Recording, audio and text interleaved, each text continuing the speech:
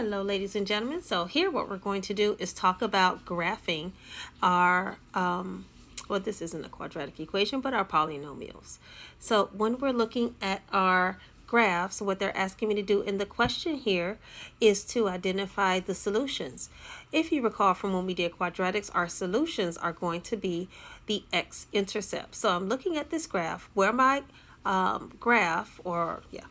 where my line crosses the x-axis. So if I look here very closely, I have that it crosses at -1. There we go. Oh, there we go. -1. It crosses at +2 and at +3. So that's what I have here on the side in your kind of notes. So here I have that we're going to look at our x-intercepts, which was -1, +2, and +3. The next thing that we want to do is take each of those equations and we're going to solve them so that they're equal to 0. So in the x equals -1, we're going to add 1 to both sides. So I get x plus 1. I'm going to subtract 2, so that gives me minus 2.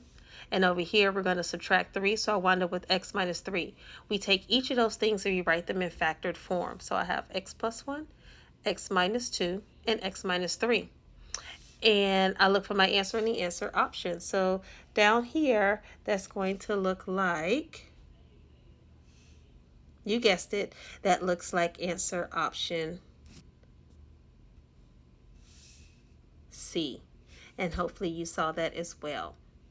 For your next problems, you're going to do the exact same steps, following those steps for each one. Identify what the x-intercepts are. So x is equal to, make each one of those equal to 0, and then write it into factored form. That's it for graphing or identifying the solutions from a graph and rewriting them in factored form.